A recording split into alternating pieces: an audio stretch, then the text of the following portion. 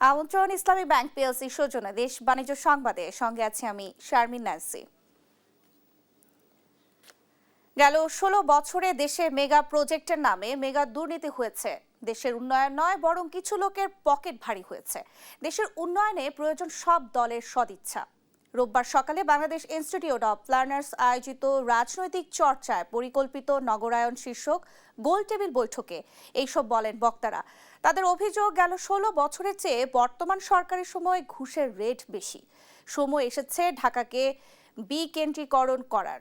BNP নির্বাচনী মুখপাত্র বলেন, ক্ষমতায় গেলে শিক্ষা এবং স্বাস্থ্য খাতকে বিকেন্দ্রীকরণ করবে বিএনপি। আর জামায়াতে ইসলামীর নেতা জানান, স্বচ্ছ ক্যাবিনেট গঠন করবেন তারা।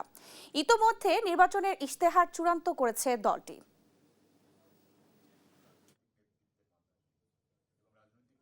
আমাদের দৃঢ় বিশ্বাস, আগামীর বাংলাদেশ ইনশাল্লাহ ২৪ আমাদেরকে যে প্রেরণা যোগাচ্ছে, আমরা একটা সুন্দর নতুন বাংলাদেশ করব, যেখানে আমরা আমাদের সমস্যাগুলোকে চিহ্নিত করতে পারবো প্রপারলি, সেটাকে বাস্তবায়নের জন্য, সেই সমস্যার সমাধান এবং সেটাকে বাস্তবায়নের জন্য আমরা সৎ, দক্ষ, যোগ্য লোকদের হাতেই দলীয় চিন্তা মানসিকতার ঊর্ধ্বে উঠে আমরা তাকে সেই দায়িত্বটি দেব। আনফরচুনেটলি ফ্যাসিবাদের যে সময় ছিল, সেখানে উন্নয়নের মডেল কি ছিল? Mega project, mega corruption.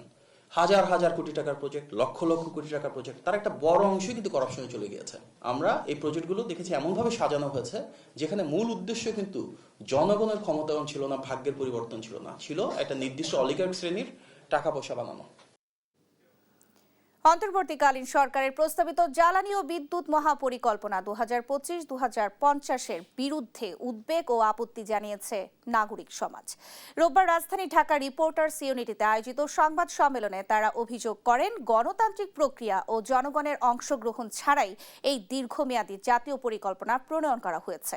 বক্তারা বলেন, খসড়া মহাপরিকল্পনাটি নবায়নযোগ্য জ্বালানির বদলে এলএনজি, কয়লা ও তেলের মতো আমদানি নির্ভর জীবাশ্ময়ের জ্বালানির উপর অতিরিক্ত নির্ভরতা বাড়াবে।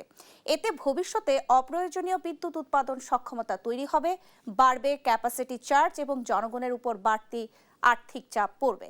এছাড়া নাগরিক সমাজের প্রতিনিধিরা আরও জানান, পরিকল্পনাটিতে কার্বন নিঃসরণ হ্রাস, পরিবেশ ও জীববৈচিত্র্য সুরক্ষা, শ্রমিক পুনর্বাসন এবং সামাজিক ন্যায্যতার বিষয়গুলো যথাযথভাবে বিবেচনা করা হয়নি।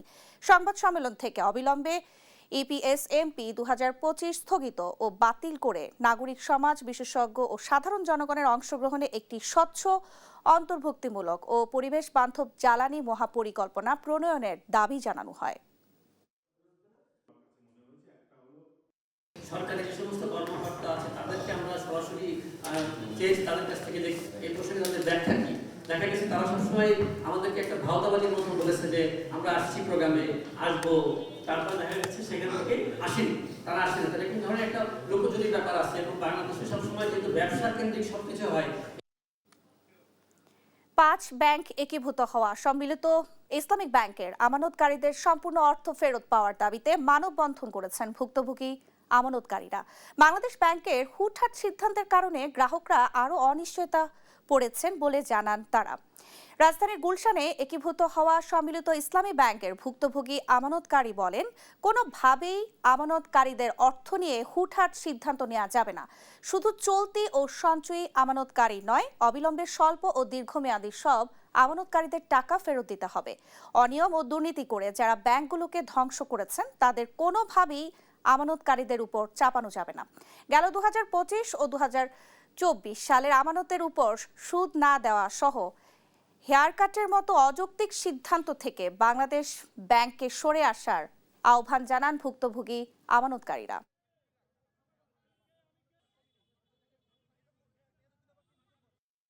শর্ত ছাড়াই আমাদের টাকাগুলো ফেরত দিতে হবে। আমরা কোনো শর্তের প্যারাজালে পড়তে যাচ্ছি না, আমরা কোনো শর্তের প্যারাজালে পড়বো না। আমরা যখন ব্যাংকে অ্যাকাউন্ট খুলি, আমরা এতগুলো টার্মস এন্ড কন্ডিশন মেনে অ্যাকাউন্ট খুলি নাই। আমরা ব্যাংকে টাকা রাখার সময় এতগুলো টার্মস এন্ড কন্ডিশন মেনে টাকা রাখি নাই। আমাদের টাকা ফেরত দেওয়ার সময় কেন উনি এতগুলো টার্মস এন্ড কন্ডিশন এখন দিবে? গেল ১.৫ বছরে অগ্রণী ব্যাংকের আমানত ছাড়িয়েছে ১৪,০০০ কোটি টাকা। সেই সঙ্গে মার্চের মধ্যে ব্যাংকটির খেলাপি ঋণের পরিমাণ নেমে আসবে ২৫% ঘরে। এসব তথ্য জানিয়েছেন অগ্রণী ব্যাংকের চেয়ারম্যান সৈয়দ আবু নাসের বখতিয়ার আহমেদ। ঋণ পুনর্তফসিল রাজনৈতিক বিবেচনায় নয়, বাংলাদেশ ব্যাংকের নিয়ম অনুযায়ী করা হচ্ছে জানিয়ে আশা প্রকাশ করেন, দ্রুতই ব্যাংকটি রাষ্ট্রায়ত্ত ব্যাংকগুলোর মধ্যে শীর্ষস্থানে উঠে আসবে। বিস্তারিত সাদিয়া লাবণীর প্রতিবেদনে। গেল ১.৫ দশকের লুটপাট আর অনিয়ম কাটিয়ে ধীরে ধীরে ঘুরে দাঁড়াচ্ছে দেশের ব্যাংক খাত। এক্ষেত্রে বেসরকারি ব্যাংকগুলোর পাশাপাশি সমান তালে এগিয়ে যাচ্ছে রাষ্ট্রায়ত্ত ব্যাংকগুলো। অভ্যুত্থান পরবর্তী গেল ১.৫ বছরে অগ্রণী ব্যাংকের আমানত বেড়েছে ১৪,০০০ কোটি টাকার বেশি। ৪০% উপরে থাকা খেলাপি ঋণের পরিমাণ কমে এখন ৩০% ঘরে। আগামী মার্চের মধ্যে তা ২৫% নামিয়ে আনতে কাজ করছে ব্যাংকটি। বছর শেষে তা ২০% পৌঁছবে বলে জানিয়েছেন অগ্রণী ব্যাংকের চেয়ারম্যান। গত ১৫ বছরে কি হয়েছে এই ব্যাংকে? ১৫ বছর ৫০,০০০ কোটি টাকার লেনদেন হয়েছে। অগ্রণী ব্যাংকের কথাই বলছি আমি।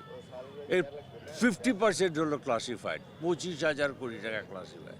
তো টোটাল পোর্টফোলিও এখন ৮০,০০০ গেছে, আর 30,০০০ হলো ক্লাসিফাইড প্লাস 40%-এর মতো। এইটা কিন্তু একটা কি বলবো অসম্ভব জিনিস হয়ে গেছে। অস্থিরতা থাকবে এখানে ন্যাচারালি। এর থেকে কাটিয়ে আটতে গেলে যে প্রয়োজনীয় করাগুলি সেগুলি আমরা করেছি।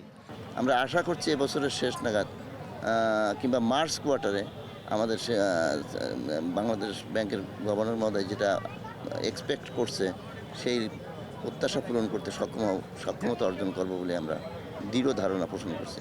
জানান, গেল সরকারের আমলে দেয়া ঋণের ১০,০০০ কোটি টাকা পুনঃতফসিল করে আদায় হয়েছে ১,০০০ কোটি টাকা। এর পেছনে নেয়া স্বল্প ও দীর্ঘমেয়াদী পরিকল্পনা কাজে আসছে বলেও জানান তিনি। এই বছরে যেটা আমরা করতে পেরেছি, আমরা প্রায় ১০,০০০ কোটি টাকার কাছাকাছি পোর্টফোলিও রিশিডিউল করতে পেরেছি, রিকভার করতে পেরেছি। প্রায় ১,০০০ কোটি টাকার ক্যাশ রিকভারি হয়েছে। আমাদের অবলম্বন ঋণ থেকেও আমরা প্রায় ১০০ কোটি টাকার কাছাকাছি রিকভারি করেছি। সব সংকট কাটিয়ে খুব শীঘ্রই ব্যাংকটি রাষ্ট্রায়ত্ত ব্যাংকগুলোর শীর্ষে পৌঁছাবে বলে আশাবাদী তিনি। আমাদের প্রবলেমগুলি আস্তে আস্তে কাটিয়ে একটা one of the top bank হিসেবে পরিচিত হতে পারবে। সাদিয়া লাবণী, দেশ টিভি, ঢাকা। দর্শক, রাষ্ট্রায়ত্ত ব্যাংকগুলোর বর্তমান পরিস্থিতি নিয়ে বিস্তারিত আলোচনা আমাদের সাথে যুক্ত হচ্ছেন Bangladesh institute of international and strategic স্টাডিজের গবেষণা পরিচালক ও অর্থনীতিবিদ ডক্টর মাহফুজ কবির। আপনাকে স্বাগত দেশ বাণিজ্যে। আমরা দেখেছি রাষ্ট্রায়ত্ত ব্যাংকগুলো বহুদিনের দুর্দশা কাটিয়ে কিছুটা ঘুরে দাঁড়িয়েছে, বিষয়টি খুবই ইতিবাচক। সেক্ষেত্রে আমরা কি বলতে পারি ব্যাংক খাতে শৃঙ্খলা ফিরছে? অবশ্যই রাষ্ট্রায়ত্ত ব্যাংকগুলো তো আসলে অনেকটাই কষ্টের মধ্যে দিয়ে যাচ্ছিল। এর মধ্যে জনতা ব্যাংক ১ লক্ষ কোটি টাকার বেশি আমানত সংগ্রহ করেছে এবং অন্যান্য ব্যাংকগুলো কিন্তু মোটামুটি পাল্লা দিয়ে আমানত সংগ্রহ করছে এবং তারা কিন্তু বেশ কিছু আকর্ষণীয় প্যাকেজ ঘোষণা করেছে এর মধ্যে এফডিআই সংগ্রহের ক্ষেত্রে। সেগুলোই মূলত একটা ভালো রেসপন্স নিয়ে আসছে। তবে প্রাইভেট ব্যাংকগুলোর সাথে যদি তুলনা করি, যেগুলো দুর্বল ব্যাংক রয়েছে, তো সেগুলোর সাথে তুলনা করলে দেখা যাবে কি যে না, আমাদের যে সরকারি ব্যাংকগুলো সেগুলো কিন্তু বেশ ভালো করছে এবং এই ধারা যদি অব্যাহত থাকে আমি মনে করি যে খুব দ্রুতই আসলে এই ব্যাংকগুলো ঘুরে দাঁড়াবে এবং এই তাদের যে এখন কিন্তু বিপুল পরিমাণে যেমন আমানতও তারা সংগ্রহ করছে, অন্যদিকে খেলাপিও আছে। এখন খেলাপি ঋণ কমানোর জন্য যে টার্গেটটা করছে, এই বিশেষ করে অগ্রণী ব্যাংক যে টার্গেট করছে এবং অন্যান্য ব্যাংকগুলোর জন্য যে টার্গেট রয়েছে, তো সেগুলো যদি পূরণ করা সম্ভব হয় তাহলে সেই ক্ষেত্রে ব্যাংকগুলো অনেকটাই শক্তিশালী হবে। তবে আমার যেটা ধারণা সেটা হলো যে হয়তো সব ব্যাংক এটা পারবে না, তার কারণ কয়েকটা সরকারি ব্যাংক রয়েছে যেখানে আসলে শীর্ষ খেলাপিরা রয়েছে এবং তাদের যে পরিমাণে টাকা খেলাপি হয়েছে, তো সেগুলো পূরণ করা সহজ হবে না। তার কারণ কিছু কিছু ব্যবসায়ী তারা কিন্তু আসলে জেলেও রয়েছেন এবং তাদের যে সমস্ত ব্যবসাগুলো আছে, তো সেগুলো কিন্তু ঠিক সেভাবে আসলে ঋণগুলো শোধ করতে পারছে না। সুতরাং সবগুলো ব্যাংক হয়তো ইকুয়ালি নাও করতে পারে, তবে এই যে চিত্রটা আমরা দেখতে পেলাম সেটা অত্যন্ত ইতিবাচক। তবে সরকারি সব ব্যাংক যে ঘুরে দাঁড়াচ্ছে বিষয়টি এমনও না, আমরা এমনও শুনেছি কয়েকটি ব্যাংক হয়তোবা মার্চ হতে পারে। এই বিষয়টাকে আপনি কিভাবে দেখছেন? না, এর মার্চ যদি করতে হয় তাহলে আমি মনে করি যে এটা দ্রুত করে ফেলার সিদ্ধান্ত নেওয়া উচিত। তার কারণ আসলে এই ব্যাংকগুলোর যে দুর্বলতা সেটা কাটিয়ে ওঠার জন্য তো আমরা প্রাইভেট সেক্টরে দেখতে পেলাম যে অত্যন্ত দুর্বল ব্যাংকগুলো সেগুলো মার্জ হয়ে গেছে। তবে আমার মনে হয় যে এই সরকারি ব্যাংকগুলোর যে আকার, তো সেই অনুযায়ী আসলে মার্জ করলে সেটা মানে অনেক আসলে আওতাটা বেড়ে যাবে এবং সেই ক্ষেত্রে আমার মনে হয় যে একটা ব্যাংক না করে হয়তো যদি 2টো বা 3টা করা যায় তাহলে আমার মনে হয় যে ভালো হয়। এখন ছোট কিছু আছে, ছোটগুলোকে এক ক্লাস্টারে করে বড়র মধ্যে হয়তো 2টো 3টা রেখে এভাবে করলে, তবে ধীরে ধীরে আমাদের একটু চিন্তা ভাবনা করতে হবে যে আসলে এরা যদি ইন্ডিপেন্ডেন্টলি আসলে একটু ঘুরে দাঁড়াতে পারে এবং এই যে খেলাপি ঋণের পরিমাণটা কমাতে পারে, আমানত বাড়াতে পারে, তাহলে সেই ক্ষেত্রে তাদের তো আসলে ফাইন্যান্সিয়াল ক্যাপাসিটিটা বাড়বে। তো এরপরে আমরা হয়তো সিদ্ধান্ত নেব যে ঠিক আছে এদেরকে আসলে মার্জার করতে হবে কিনা, নাকি ইন্ডিপেন্ডেন্ট চলবে। তবে যে পরিমাণে আসলে হস্তক্ষেপ হয়েছে, যে পরিমাণে আসলে খেলাপি হয়েছে, তো আসলে ব্যাংকগুলোর তো বেশ খানিক সময় লাগবে, আর শৃঙ্খলা অনেকটাই ফিরে আসছে। তো এখন যদি তারা ইন্ডিপেন্ডেন্টলি চলতে পারে তাহলে হয়তো আর এই মার্জার অ্যাকুইজিশনের দরকার হবে না। আর তারা যদি এইভাবে মানে মানে ঘুরে দাঁড়াতে সেভাবে না পারে, তাহলে সেক্ষেত্রে পরে সিদ্ধান্ত নেওয়াটা আমার মনে হয় যে ভালো। এখানে আরেকটি প্রশ্ন আছে, খেলাপি ঋণ আদায়ে বেশ কিছু ব্যাংক সফলতা দেখিয়েছে, বাকিরা পারছে না কেন? আপনার কি মনে হয়? না, সেক্ষেত্রে আসলে একটা আমাদের মানে বুঝতে হবে যে আসলে যারা বড় খেলাপি তাদের অনেকে কিন্তু জেলে আছেন এই মুহূর্তে, এবং তাদের ব্যবসাগুলো ঠিক সেভাবে কিন্তু চলছে না। অনেকেই হচ্ছে এমন সমস্ত প্রতিষ্ঠানের জন্য ঋণ নিয়েছেন যেগুলো প্রতিষ্ঠান এক্সিস্টই করে না। আবার অনেক টাকা কিন্তু পাচার হয়ে গেছে। তো এই সমস্ত কারণে দেখা যাচ্ছে যে যাদের আসলে ঋণের পরিমাণটা, বিশেষ করে খেলাপির পরিমাণটা কম, তারা খুব দ্রুত ঘুরে দাঁড়াচ্ছে। কিন্তু শীর্ষ যে সমস্ত খেলাপি, 20 জন খেলাপি যেগুলোতে আছে, তো তাদের জন্য জিনিসটা কিন্তু অনেক কঠিন হয়ে গেছে। সুতরাং মানে পরিস্থিতি কিন্তু সবার জন্য একরকম নয়। সুতরাং এই জায়গাটা আরেকটু কম্প্রিহেন্সিভ পলিসি দরকার, এবং কিছু ইনসেনটিভ দেওয়া দরকার, যাতে করে আসলে এই যে সমস্ত ব্যাংকগুলো আসলে একটু বেশি খারাপ অবস্থার মধ্যে আছে, তারা যেন একটু সময় নিয়ে হলেও যারা যেন ঘুরে দাঁড়াতে পারে। আমরা দেখেছি ব্যাংক খাত সংস্কারে বেশ কিছু উদ্যোগ নেওয়া হয়েছিল, কতটা বাস্তবায়ন হয়েছে কি বলবেন? না, উদ্যোগ যেগুলো নেওয়া হয়েছে আমি মনে করি যে এটা আসলে কম সময়ে তারা পেয়েছে যে ব্যাংকগুলো, এবং এর মধ্যে আমরা দেখতে পেয়েছি যে সম্মিলিত ইসলামী ব্যাংক যেটা হয়েছে সেখানেও কিছু কিছু জটিলতা আছে। এখনো গ্রাহকেরা কিন্তু আন্দোলন করছেন, এবং সেখানে কিন্তু আবার কিছু ট্রিমিংও হয়েছে ওই প্রফিটের ক্ষেত্রে। এগুলো অনেক কিছুই আছে, আমরা তো পরীক্ষা নিরীক্ষার মধ্যে দিয়ে যাচ্ছি। তবে সার্বিকভাবে পরিস্থিতি ইতিবাচক, এবং অনেকটা কিন্তু শৃঙ্খলা ফিরে এসছে, গভর্নেন্সও অনেকটা ইমপ্রুভ করছে। তো এই ধারাটা যদি চলতে থাকে এবং পরবর্তী যে নির্বাচিত সরকার তারা যদি এই জায়গাতে মানে একেবারে জিরো টলারেন্স নীতিটা গ্রহণ করে, তাহলে সেক্ষেত্রে আমি মনে করি যে যে ধারায় চলছে সেই ধারায় একটা ভালো ফলাফল আসবে, এবং ব্যাংক খাত আবার ঘুরে দাঁড়াবে এবং একটা শৃঙ্খলার মধ্যে চলে আসবে। ব্যাংক খাতে সুশাসন এবং জবাবদিহিতা নিশ্চিতে আপনার পরামর্শগুলো বলবেন। হ্যাঁ, ব্যাংক খাতে আমাদের আসলে যেটা হয়েছে সেগুলো একটা টাস্ক ফোর্স তৈরি করেছে সরকার, কিন্তু আমরা চাচ্ছিলাম যে একটা ইন্ডিপেন্ডেন্ট কমিশন হোক। তার কারণ এই যে ব্যাংকগুলো যে দুর্দশার মধ্যে পড়েছে, অনেকগুলো ব্যাংক যেগুলো দুর্বল হয়েছে, এখানে অর্থ পাচার হয়েছে, খেলাপি হয়েছে, নির্বিচারে খেলাপি হয়েছে। তো এই জিনিসগুলো কিন্তু একদিনে হয়নি, এটা দীর্ঘদিন ধরে ব্যাংকের মধ্যে যে সমস্ত অনিয়ম অনাচার সেগুলো কারণে হয়েছে। তো এখানে একটা ইন্ডিপেন্ডেন্ট কমিশন যদি থাকে, তাহলে সেই ক্ষেত্রে আমি মনে করি যে বাংলাদেশ ব্যাংকের উপরেও কিছু সুপারভিশন দরকার। বাংলাদেশ ব্যাংকেরও আমার মনে হয় যে এখানে সংস্কার প্রয়োজন। আর এই যে চলমান যে সমস্ত সংস্কার প্রক্রিয়া সেগুলো আমাদের চালিয়ে নিয়ে যেতে হবে। এই বোর্ডগুলোকে রিভিউ করতে হবে। তার কারণ কিছু বোর্ড হয়তো রিকনস্ট্রাকশন হয়েছে, কিন্তু সমস্ত বোর্ডগুলোকে আমাদের এখন রিফর্ম করতে হবে। এবং এট দ্য সেম টাইম এই যে ভবিষ্যতে যেন কোন রকমের এই যে ঋণ খেলাপির যে বিশেষ করে যে অর্থ পাচারের যে সংস্কৃতি সেটা যেন তৈরি না হয়, এবং নামে বেনামে প্রতিষ্ঠান থাকুক আর না থাকুক, সেখানে যে সমস্ত ঋণ নেওয়ার যে সমস্ত প্রক্রিয়াগুলো তৈরি হয়েছে, তো সেগুলো যেন বন্ধ হয় চিরতরে। এটা একটা তৃতীয় যে বিষয়টা সেটা হলো যে এখানে ট্রান্সপারেন্সির জন্য আমি মনে করি যে এই যে ইন্টারন্যাশনাল অডিট সেগুলো খুব প্রয়োজন। মানে ফরেনসিক অডিট গুলো অল্প কয়েকটা ব্যাংকের ক্ষেত্রে হয়েছে, কিন্তু সমস্ত ব্যাংকের ক্ষেত্রেই এই ফরেনসিক অডিট দরকার। তো এটা হলে তখন কিন্তু একটা ইন্টারন্যাশনাল স্ট্যান্ডার্ড তৈরি হবে, এবং এই জিনিসগুলো যদি কয়েক বছর আমরা প্র্যাকটিস করে থাকি, তাহলে হোপফুলি এইটা একটা অভ্যাসের মধ্যে পরিণত হবে, এবং তখন কিন্তু আমরা এই ব্যাংকগুলোকে একটা সুন্দর একটা ট্রান্সপারেন্সির একটা যুগে প্রবেশ করতে পারবো। তো এইভাবে করে আসলে আমাদের ব্যাংকগুলোকে আবার একটা শক্ত ভিত্তির উপর দাঁড় করানোটা খুব জরুরি। ডক্টর মাহফুজ কবির, আপনাকে ধন্যবাদ। দর্শক, রাষ্ট্রায়ত্ত ব্যাংকগুলোর বর্তমান পরিস্থিতি নিয়ে বিস্তারিত আলোচনায় আমাদের সাথে যুক্ত ছিলেন অর্থনীতিবিদ ডক্টর মাহফুজ কবির। জমকালো আলোকসজ্জা আর চাকচিক্যময় আধুনিকতার ভিড়ে ঢাকা আন্তর্জাতিক বাণিজ্য মেলায় অনন্য অবস্থান করে নিয়েছে দেশীয় হস্তশিল্প। তবে এই শিল্পপণ্যের নেপথ্যের কারিগররা একটু ভিন্ন এক জগতের মানুষ। সমাজের মূল স্রোত থেকে বিচ্ছিন্ন কারাবন্দীদের হাতের ছোঁয়ায় ফুটে উঠছে এইসব পণ্য, যেখানে প্রতিটি পণ্যের ভাজে ভাজে মিশে আছে বন্দি জীবনের সংশোধনের বার্তা আর নতুন করে বেঁচে থাকার স্বপ্ন। বিস্তারিত মাকদুরা মিতির প্রতিবেদনে।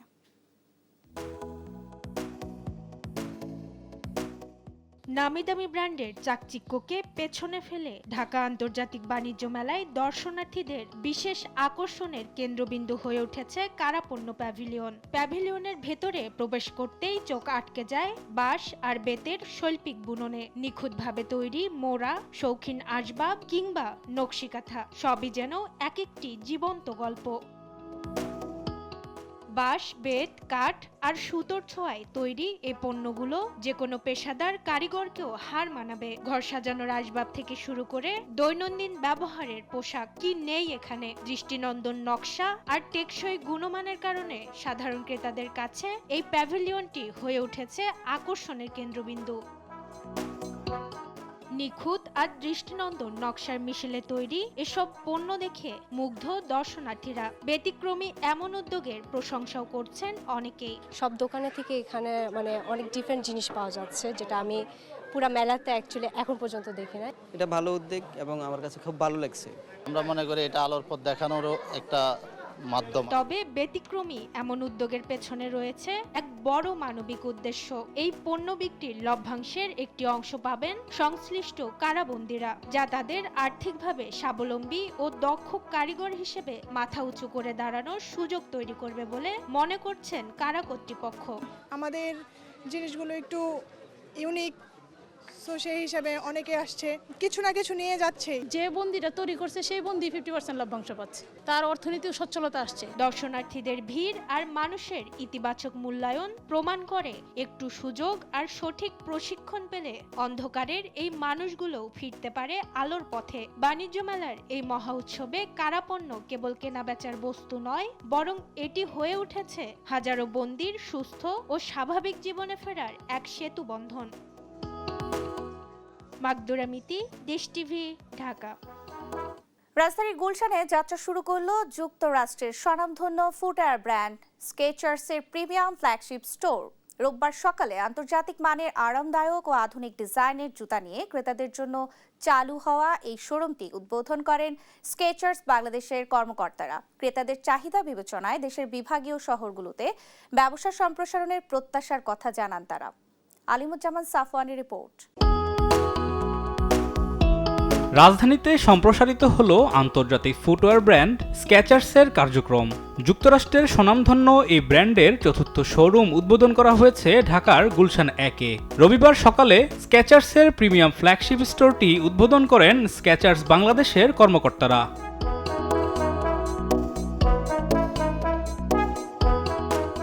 1992 সালে যুক্তরাষ্ট্রে যাত্রা শুরু করা স্কেচার্স বিশ্বব্যাপী পরিচিত আরামদায়ক ও আধুনিক ডিজাইনের জুতার জন্য। নারী, পুরুষ ও শিশু সব বয়সী মানুষের প্রতিদিনের ব্যবহার উপযোগী জুতা তৈরি করে ব্র্যান্ডটি। হাঁটা, দৌড়, ক্যাজুয়াল ও লাইফস্টাইল সব ধরনের ফুটওয়্যারে স্কেচার্সের রয়েছে আলাদা পরিচিতি।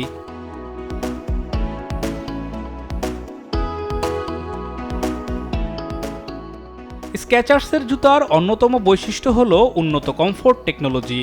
মেমোরি ফোম ও আর্চফিট প্রযুক্তি পায়ের চাপ কমিয়ে দীর্ঘ সময় আরাম দেয়।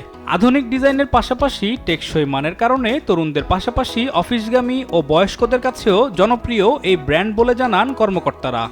সকল এজ গ্রুপ এবং সকল সেক্স মহিলা, পুরুষ সবাই কিন্তু সমানভাবে ইউজ করতে। এটার কিছু ইউনিক ফিচার আছে যেটা নাকি অন্য স্নিকার বা অন্যান্য কোনো ক্যাজুয়াল শু কোম্পানির কাছে অ্যাভেলেবেল না। সেই জন্য এটা গ্লোবালি অতি পরিচিত এবং খুবই জনপ্রিয়। নতুন ফ্ল্যাগশিপ স্টোরে ক্রেতারা এক ছাদের নিচেই পাবেন স্কেচার্সের সর্বশেষ কালেকশন। ক্রেতাদের চাহিদার কথা মাথায় রেখে ভবিষ্যতে আরও শোরুম সম্প্রসারণের পরিকল্পনার কথাও জানান তারা। আমরা যদি ওয়ার্ল্ড ওয়াইড সেলস কনসিডার করি তাহলে স্কেচার্স হচ্ছে ওয়ার্ল্ডের 4th লার্জেস্ট স্নিকার ক্যাজুয়াল শু কোম্পানি। গুলশানে আজকে 4 নম্বর স্টোর ওপেন করেছি। পরবর্তীতে আমরা হয়তো অন্যান্য ডিভিশনাল সিটিতে কাস্টমারের চাহিদার উপর ভিত্তি করে আরও আমরা ওপেন করব। আন্তর্জাতিক মান, আরাম ও স্টাইল এই তিনের সমন্বয়ে স্কেচার্সের নতুন শোরুমটি রাজধানীর ক্রেতাদের জন্য যোগ করবে ভিন্ন এক কেনাকাটার অভিজ্ঞতা। আলিমুজ্জামান সাফওয়ান, দেশ টিভি, ঢাকা। এবার দেখে নেব চাকরির খবর। নিয়োগ বিজ্ঞপ্তি প্রকাশ করেছে সাউথ ইস্ট ব্যাংক পিএলসি। বেসরকারি বাণিজ্যিক ব্যাংকটির deputy head of card division পদে জনবল নিয়োগের জন্য এই বিজ্ঞপ্তি দিয়েছে। 14 জানুয়ারি থেকে আবেদন নেওয়া শুরু হয়েছে। আবেদন করা যাবে আগামী 1 ফেব্রুয়ারি পর্যন্ত। আগ্রহী প্রার্থীরা অনলাইনে আবেদন করতে পারবেন। নির্বাচিত প্রার্থীরা মাসিক বেতন ছাড়াও প্রতিষ্ঠানের নীতিমালা অনুযায়ী আরও বিভিন্ন সুযোগ সুবিধা পাবেন। নিয়োগ বিজ্ঞপ্তি প্রকাশ করেছে বেসরকারি উন্নয়ন ব্যাংক ব্র্যাক। সংস্থাটি অফিসার পদে জনবল নিয়োগের জন্য এই বিজ্ঞপ্তি দিয়েছে। 15 জানুয়ারি থেকে আবেদন নেওয়া শুরু হয়েছে। আবেদন করা যাবে আগামী 24 জানুয়ারি পর্যন্ত। আগ্রহী প্রার্থীরা অনলাইনে আবেদন করতে পারবেন। নির্বাচিত প্রার্থীরা মাসিক বেতন ছাড়াও প্রতিষ্ঠানের নীতিমালা অনুযায়ী আরও বিভিন্ন সুযোগ সুবিধা পাবেন। এই ছিল ইসলামী ব্যাংক পিএলসি সৌজন্যে দেশ বাণিজ্য সংবাদ। পরের বুলেটিন দেখার আমন্ত্রণ রইল। ধন্যবাদ সবাইকে।